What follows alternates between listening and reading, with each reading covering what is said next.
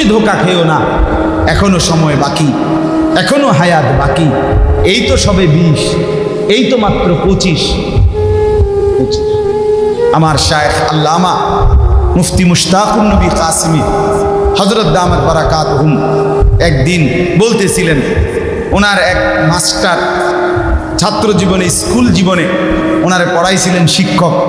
তো হুজুরের যখন বিবাহ শাদী করে, হুজুরের দুই ছেলে খুব সময় তখন হইছে, তখন হুজুরের সাথে ছোটবেলায় স্কুলে ওই স্যারের মেয়ে পড়তো, মানে হুজুরের এটা সাথে পড়তো। তো স্যারের হুজুরে বহুদিন পরে যখন এই দেখা হইল, তো কথায় কথায় জিজ্ঞাসা করছে, স্যার আপনার মেয়েটা ভালো আছে তো, ছেলে পেলে কয়জন? তো ওই স্যার বলতেছে, বলো কি, ও তো এখনো পুচকে মেয়ে, ও তো বিয়েই করেনি, এখনো তো এস্টাবলিশড হয়নি। হুজুর বলতেছে, আমি একটা আন্দাজ করলাম কমপক্ষে 32 থেকে 35 বছর তার বয়স হবে, সে নাকি এখনো পুচকে মেয়ে, এখনো ছোট। তার মানে যে নিজের ব্যাপারে এটা ভাবে যে আমি তো এখনো ছোট, এখনো অল্প, আমার এখনো লম্বা সময় দেরি আছে, বাকি আছে, এটা কি বোকামি ছাড়া আর কিছু বলে? আহম্মক। এই জন্য ভাই আমার জওয়ান বন্ধু, বিশেষ করে তোমাদেরকে বলা, নওজওয়ানের প্রতি আমার স্বপ্ন বেশি, আশা বেশি, আকাঙ্ক্ষা বেশি। এই জন্য আমি বিশেষভাবে বললাম, যৌবন নিয়ে কেউ যেন আমরা ধোঁকা না খাই। একে তো যৌবন বৃদ্ধ হওয়ার কোনো নিশ্চয়তা নাই, দ্বিতীয়ত যৌবন অবস্থায় পূর্ণ সুস্থ থাকার কোনো নিশ্চয়তা নাই। যুবক মানুষ হসপিটালে নাই, কথা বলেন না কেন? আমি একবার জীবন, আমার শায়েখ আল্লামা মুফতি মুশতাকুন নবী সাহেবের পাও ভাঙছিল, ওনার অপারেশন হয়েছিল পঙ্গু হসপিটালে, তখন দেখতে গেছিলাম, একবারই গেছিলাম। আহা, আমি পুরা ওয়ার্ড ঘুরে ঘুরে ঘুরে দেখছিলাম, চোখের পানি ধরে রাখতে পারি নাই। মানুষের বিপদ, কি পরিমাণ আহত পঙ্গু মানুষ। এমনও লোক আমি নিজ চোখে দেখছি, আস্তা শরীরটা আপনার কোমরের দিক দিয়ে বেল্ট দিয়ে টাঙ্গাইয়া রাখছে, বলতেছে 21 দিন 41 দিন ধরে, 2 মাস ধরে টাঙ্গানো। এই পরিমাণ আহাজারি, চিৎকার, কান্না, এর অধিকাংশই নওজোয়ান যুবক। তুমি নিজ চোখে দেখো, পত্রিকার মধ্যে আমি নিজে পড়ছি, বাংলাদেশে প্রতিদিন গড়ে 5 থেকে 6 জন যুবক মোটর সাইকেল অ্যাক্সিডেন্টে হয় ভীষণ আহত হয়, নয় মারা যায়। পাগলা কুত্তার মতো মোটর সাইকেল চালায়, কুকুর পাগল হয়ে গেল, এত জোরে চালায় না, আরে এত জোরে দৌড়াইতে পারে না। আমার সন্তানরা, আমার যুবক বন্ধুরা যেই পরিমাণ তুফানের মতো, একেবারে বিনা কারণে, শুধু একটাই কারণ, এটা লাইভ হচ্ছে। আমি জিজ্ঞাসি, এটা লাইভ হয় মানে এই মোটরসাইকেলটা যে এত দূর চালায়, ঢাকার থেকে ছাড়ে, পিছনে একটা যুবতী মেয়ে নিয়ে কক্সবাজার গিয়ে থামে, এই পুরাটা রোডে এটা লাইভ হয়। অর্থাৎ তার ওই মাথাত লাগায় যেটা কি হেলমেট, এটার মুখে, এটার সামনে কি আছে, ভিডিও আছে, ক্যামেরা আছে, অথবা ওই স্টিয়ারিং এর সামনেই এখানে কি আছে, ভিডিও আছে। এইটা ভিডিও লাইভ হইতেছে, সারা দেশবাসী দেখাইতেছে যে পৃথিবীতে এই প্রথম জন্তু, এই প্রথম জীব যিনি মোটরসাইকেল চালাইতেছেন, সারা বিশ্ববাসী তাকাইতেছে এদের দিকে। আর মাইকে মানুষের কোনো কাম নাই, তোমার বইয়ে বইয়ে মোটরসাইকেল চালানিছে, মানুষ আর সব বেকার গুঞ্জা। কথা হইল কোনো মোটরসাইকেল কি পৃথিবীর কোনো আশ্চর্য কিছু? কথা বলেন না কেন? মোটরসাইকেল চালানোই বা খুব আশ্চর্য কিছু, তো এইটার আবার লাইভ হইবে কি, এটার ভিডিও কি? তা একেবারে খাহেসাত, অনর্থক, ফালতু একটি কাজ ছাড়া, খামখেয়ালি ছাড়া, গাফলতি ছাড়া আর কিছু। আল্লাহ আমাদেরকে বুঝ দান করে। এজন্য ভাইয়া এতগুলো কথা বলার উদ্দেশ্য কি বললাম গাফেল না, কি না হই, গাফেল না, ইউটার্ন করে, জীবন বদলে দেন, জীবন পাল্টান। মুসলমানের ছেলেরা, মুসলমানের বাবারা জীবনটা সাজান, সুন্দর করেন। জীবনের মধ্যে খুব দ্রুত গতিতে আমাদের আয়ু কমে যাচ্ছে, পারিপার্শ্বিক পেরেশানি বেড়ে গেছে, চতুর্মুখী অ্যাক্সিডেন্ট, বিপদ, রোগ শোক ব্যাধি, এটাও বেড়ে গেছে। প্রাকৃতিক দুর্যোগ, ঘূর্ণিঝড়, জলোচ্ছ্বাস, টর্নেডো, মহামারী, ভূমিকম্প আগের চাইতে অনেক বেশি কি হয়েছে, বাড়ছে কিনা বলেন না?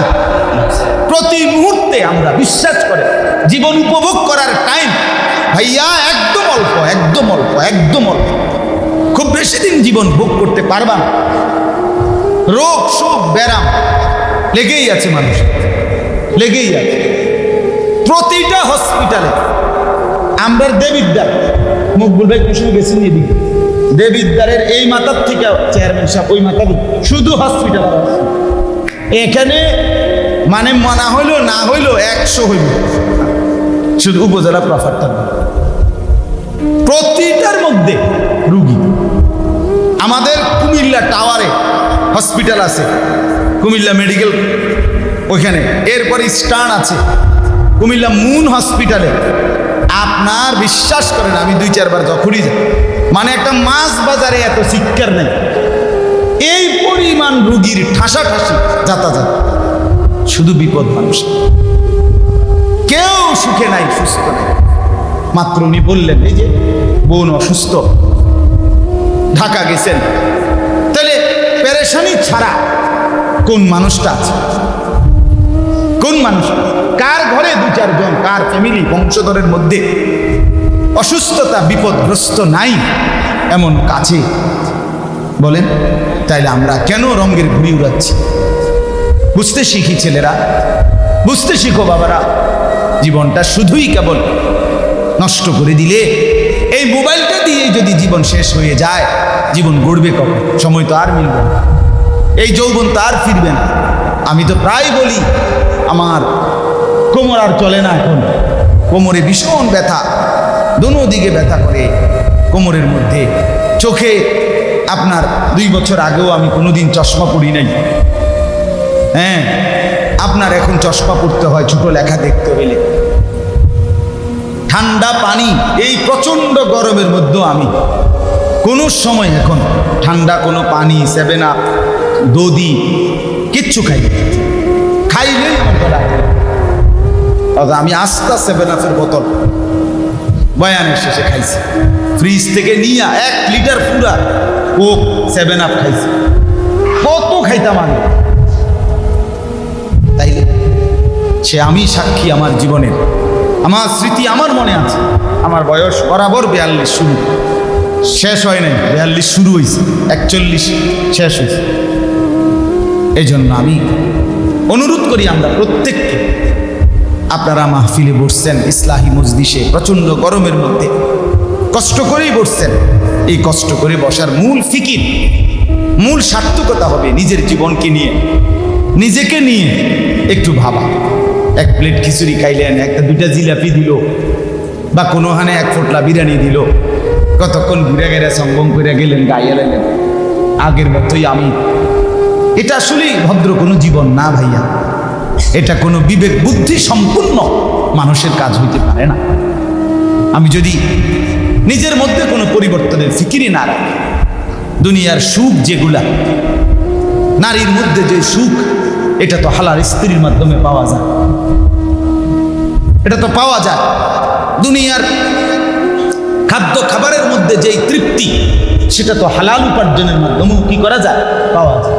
কোন স্বাদটা নাফরমান আর বেঈমান আলাদা পাচ্ছে, যেটা ইমানদার পায় না, সেটা কি বলবে না? একজন পবিত্র স্বামী, তার হালাল স্ত্রী, তার সাথে তার 40 বছরের সম্পর্কে তার কোনো টেনশন নাই, তার কোনো পেরেশানি নাই, কারণ এটা হালাল, এটা পবিত্র। সমাজও তাকে তিরস্কার করে না। কিন্তু যে উলঙ্গ ছবি দেখে, যে জিনা করে, যে ব্যভিচার করে, যে কোনো মেয়ের নিয়ে ভাগ্যা যায়, যে কোনো মায়ের সাথে অবৈধ সম্পর্ক করে, সমাজ তাকে থুতু মারে, পাইলে জুতা দিয়া ফিটা ছাড়া, ফাসাদ লাথি ছাড়া আর কিচ্ছু দেয়। তাহলে এটার মধ্যে গৌরবের কি আছে? তৃপ্তির কি আছে যেটার মধ্যে প্রতি মুহূর্তে পিছনে জুতার পিড়া, বেইজ্জতি আর লাঞ্ছনা, অপমান? আহা, যে যুবক এমন অপরাধ করলো, সে যখন লজ্জিত হয় তখন তো সে লজ্জিত হয় না, মাকেও ডুবাইয়া দেয়, বাপকেও ডুবাইয়া দেয়, ফ্যামিলিকেও ডুবাইয়া দেয়, পুরা এলাকা ডুবাইয়া দেয়। তুই তো খাইলি পুরা শেষ করে দিলি, পুরা ফ্যামিলি বর্বাদ। হায় হায় দুশ্চরিত্র যুবক, করলিটা কি করলি? মায়ের পবিত্র 2 বছরের পবিত্র দুধের হক এই আদায় করলি। বাবার এই কলিজার ছেঁড়া বেদনা, কষ্টের লালন পালন এভাবে আদায় করলাম। বাবার বাজারে লজ্জিত করে দিলা, মাকে বেজ্জতি করে দিলা। আস্তাগফিরুল্লাহ, আস্তাগফিরুল্লাহ।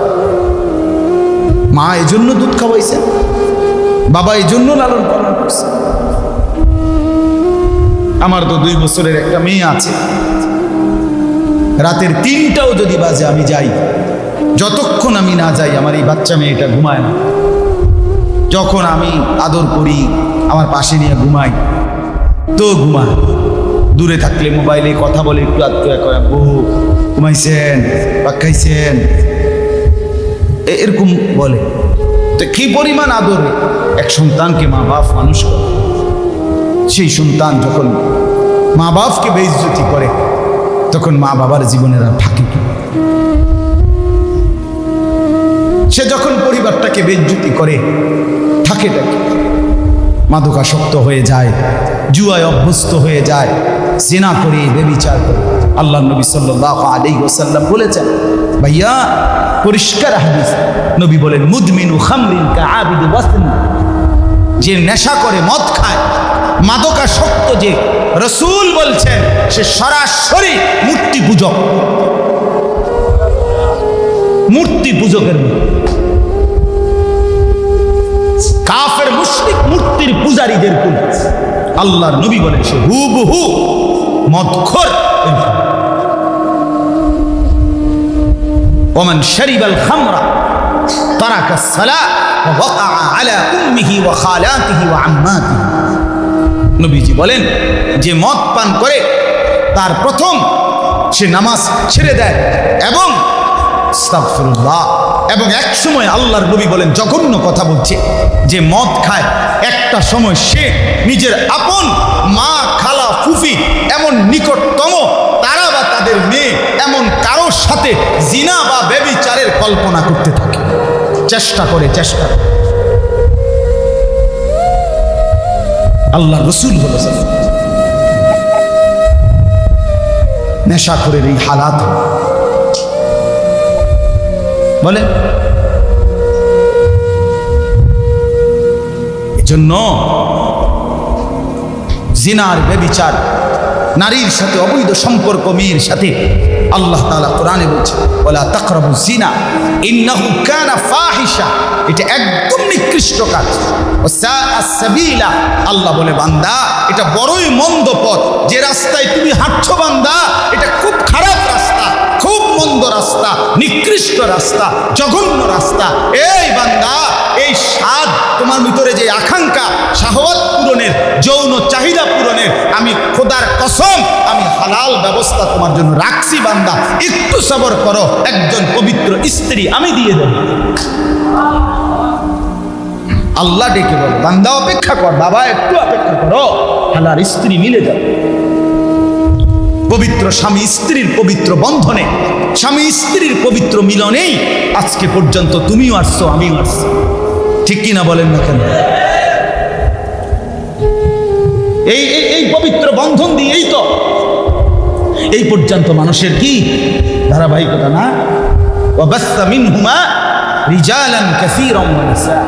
আল্লাহ তাআলা বলেন পৃথিবীর আজীব কথা শুনেন মিয়া, এই পৃথিবীতে সম্পর্কের প্রথম সম্পর্কের নাম, অর্থাৎ সম্পর্ক বোঝে না, মা বাবা, ভাই বোন, মা ছেলে, বাবা ছেলে, শালা দুলাভাই, কথা বুঝি, শ্বশুর জামাই, চাচা ভাতিজা, মামা ভাগিনা, এগুলো কিসের নাম? সম্পর্কের নাম কি না বলেন না? এই পৃথিবীর প্রথম সম্পর্কের নাম কি? স্বামী স্ত্রী। আদম কি ছিল স্বামী, হাওয়া হলো কি? এই পৃথিবীর প্রথম সম্পর্কের নাম হলো কি? স্বামী স্ত্রী। আল্লাহ বলেন, স্বামী স্ত্রীর এই পবিত্র বন্ধন দিয়ে আমি আল্লাহ তাআলা আমার এই পৃথিবী আবাদ করেছি।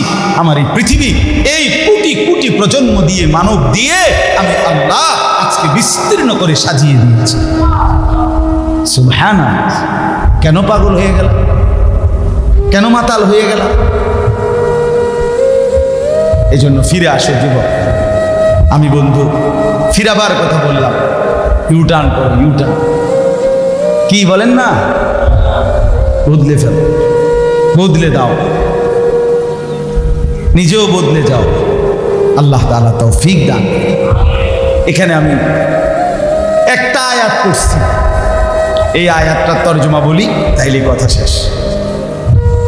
কোরআনুল কারীমের 28 নম্বর পারা, কোরআনুল কারীমের 60 নম্বর সূরা। আপনারা আছেন তো সবাই? সজাগ তো? ঘুমায়েন না। গরম লাগলে লাগুক, মনে করেন গরম লাগতেছে, এখন আমনে কোনো শিক্ষাইরা বা বলে এটা কমাইতে পারবেন যে কি শুরু হইলো, কি গরম ডাইজগা লাগছে রে বাইরে, বিশ্বাস করতে এরপরে শীত লেগে গেছে নাকি?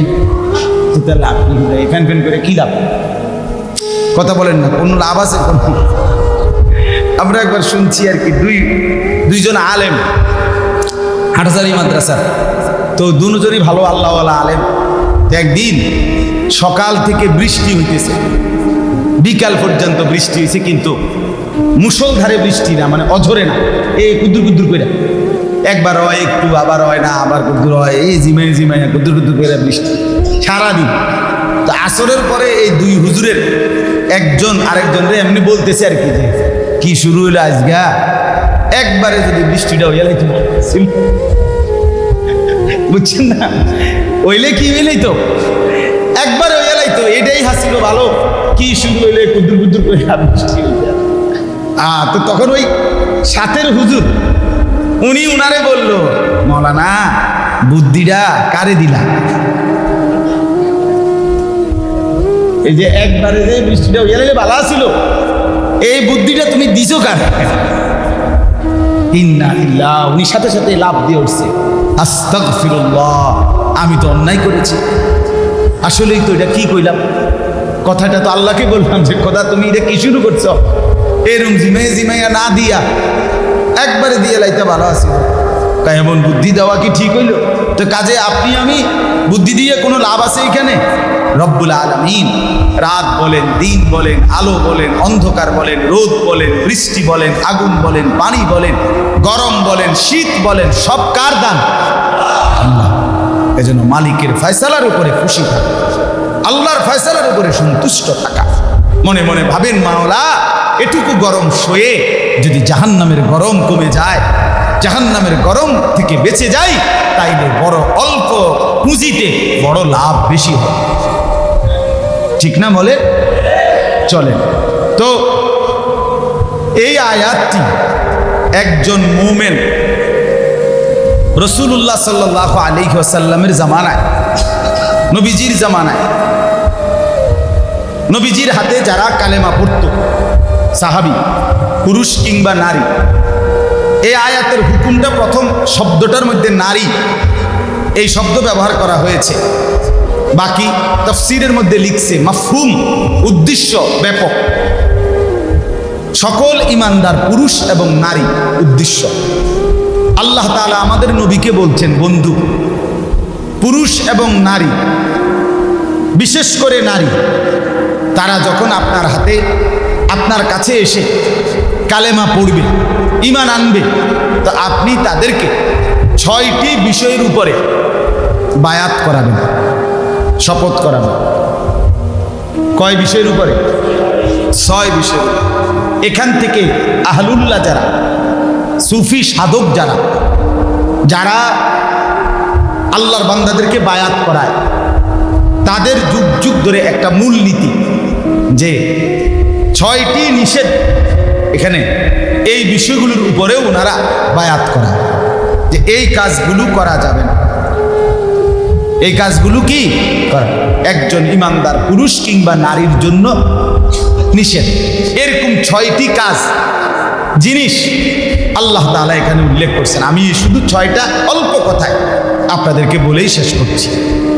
আল্লাহ তাআলা বলেন, ইয়া আইয়ুহান নাবিয়্যু ইযা জাআকাল মুমিনাতু ইউবাইউনাকা আলা, হে নবী আমার, বন্ধু আমার, আপনার কাছে যখন ঈমানদার নারীগণ আসবে বায়াত করার জন্য, মানে ঈমান আনবে, মুমিন হবে, আপনার কাছে বায়াত হবে, অঙ্গীকারাবদ্ধ হবে।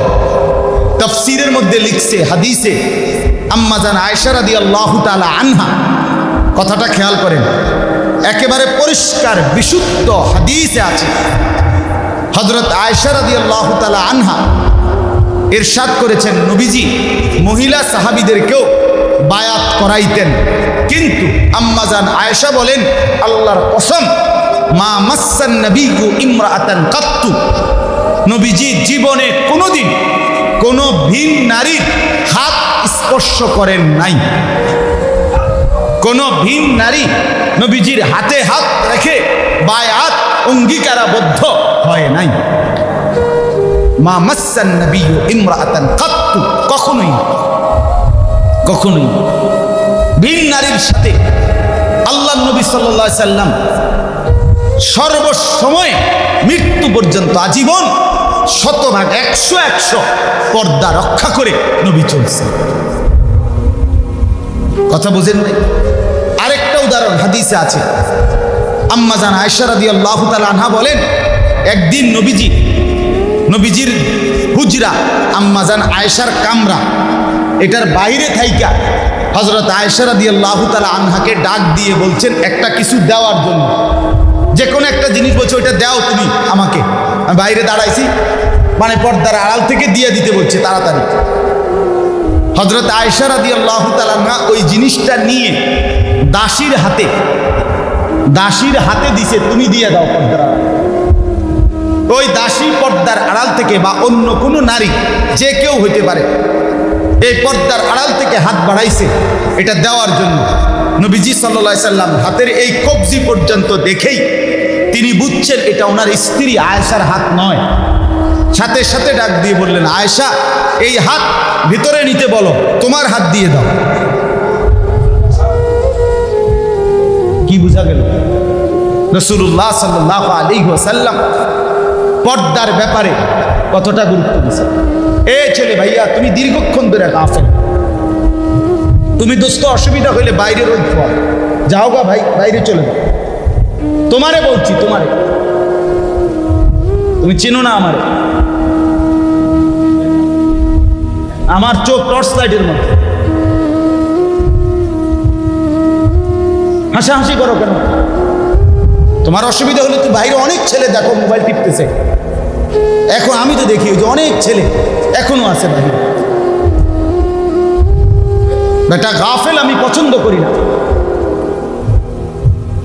প্রতি শব্দ আমার বলতে কষ্ট হয় বাপ। আমি চিটাগাং ছিলাম গতকাল বয়ানে, ফজরের নামাজ যখন আজান, জামাতের আর 10 মিনিট আছে, আমি তখন আসছি বাসা। জিন্দিগি এই এক ফিকিরে আছি। তুমি ঠেলাঠেলি করবা, ধাক্কাধাক্কি করবা না, বললাম বেটা প্রয়োজনে একজনকেই বলি, অসুবিধা কি? কথা বলেন না, একজনকেই বলি না, অসুবিধা কি? গাফেল এতগুলো কথা বললাম মনোযোগ দেওয়ার জন্য, আগে এতগুলো কথা বলার পরে বলেন আপনি এটা কি উচিত? কোনো আমি প্রত্যেকের দিকে নজর দিই, এটা আমার ফিকির, অভ্যাস। আলহামদুলিল্লাহ, আমার মসজিদে জুমার নামাজে, ফরদাবাদ বাজার মসজিদে, আপনি একদিন যাইয়েন জুমার নামাজে, একেবারে বুড়া মানুষ যারা, এরাও জিমায় না, ওটা কলজা শুদ্ধা কাঁপে, জুড়াইতে উনি জুড়াইবেন কেন? আমি প্রয়োজনে 11টার থেকে 12:30 পর্যন্ত গুঞ্জেই আইবেন, অসুবিধা কি? এনাইয়ে জুড়াইবেন কেন? কথা বলেন না কেন? আমনে জুড়াইলে বেরে না, আমি জুড়াই হুজুর, বয়স হয়ে গেছে। আপনি এই বয়স হওয়ার কারণে সাদওয়ানে জুড়াননি, আগে হে কথা বলেন। যদি বলেন না হুজুরে আমার আমি এই রুমে, আমি সাদওয়ানো জুড়ে মানুষের 10 জনের জিঙ্গান তাইলে আমি অনুমতি দিতাম, আমার কোনো আপত্তি নাই বাবুরে, আপনি জুড়েতে হুইতালাম। কথা বুঝছেন না আমার? কিন্তু আমনে তো কাকা সাদওয়ানে জিমান না, আপনি দিয়ে জামা বুঝতালান একদম কথা কইতে লাগবে, আরে রাখ আরে রাখ হাসিনা তাই বুঝে কিছু খালেদা আরে তাই বিড়ি জানি একটা কথা জিঙ্গাইনি কাউরে হঠাৎ জিঙ্গাই। হ্যাঁ উনি বুদ্ধি দেয় এখান থেকে পয়সা, ওই চীন জাপান আমেরিকা পর্যন্ত বুদ্ধি দেয় বলে দোকানদারে টাকা পায় আজকে 3 মাসের টাকা দোকানের টিয়া দেয় না, আপনারা বুদ্ধি দেয় আপনি কিনতেন হ্যাঁ বুদ্ধি দেন, টাকাটি না দিয়ে লাগবেন বেচারার দোকান বেটা শিক্ষার্থী আছে কেউ সেটা আমার টাকাটি দিয়া না, আপনারা কয় লেখা টাকা দিবার খবর নাই উনি বুদ্ধি দেন, মানে জামা টামা করতে লাই দেখবেন বুদ্ধির ঠেলা। এজন্য গাফেল না ভাই, তুমি রাগ হইও না, আল্লাহ তোমারও বরকত দান করে। গাফেল না হয়, মনোযোগ দিলে আল্লাহ দিল খুলবে। এক কথায় হয় না বাপ, আমরাও তো বুঝি এটা। এক কথায় যদি বাইজিদ বোস্তামি হয়ে যাইতো, এক কথাই কি আর জুনায়েদ বাগদাদি হয়ে যাবে? কথা বলেন না, বাইজিদ বোস্তামি জুনায়েদ বাগদাদি উনারাও কি এক কথাই হয়ে গেছে না? উনারা অনেক দিন লাগে নাই তৈলে, কিন্তু শুনতে তো হবে, চেষ্টা তো করতে হবে, দিলটার মধ্যে তো কদ্দুর জায়গা খুলতে হবে। একটু জায়গা যদি আমি না দেই অন্তরটার মধ্যে, তা আল্লাহর কথা আমি ঢুকাবো কোথায়? আল্লাহর কথা আমি রাখবো কোথায় বলেন? আমি আজকেও বলছি, ওই থল্লাকান্দি মাদ্রাসায় রাসূলুল্লাহ সাল্লাল্লাহু আলাইহি ওয়াসাল্লাম বলছেন, কিছু মানুষের মানসিকতা এরকম যে তার দিলটা অন্তরটা কুজ মানে গ্লাস বা জগ বা মগ বা বালতি উল্টাইয়া রাখে, যেভাবে এইভাবে রেখে দেয়। নবীজি বলছেন কালকুজে মিরবাদান, এর উল্টাইয়া রাখে। আচ্ছা বলেন, বালতিটা যদি এভাবে উল্টায়, জগটা যদি এভাবে উল্টাইয়া থয়, এবার যদি এটার উপরে আটলান্টিক মহাসাগরের পানিও আইনা ঢালে, জগটা পুড়বে? পানি ছিল না এই কারণে, তো কি কারণে? পানি তো ছিল আটলান্টিক মহাসাগরের পানি, কিন্তু জগটা পুড়ল না কেন?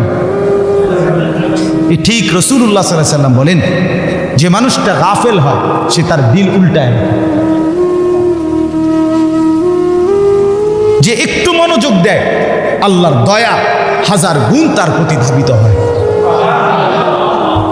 আল্লাহ পাক বলে, বান্দা তুমি আইসো আমার কাছে, আমিও তোমার কাছে আসবো।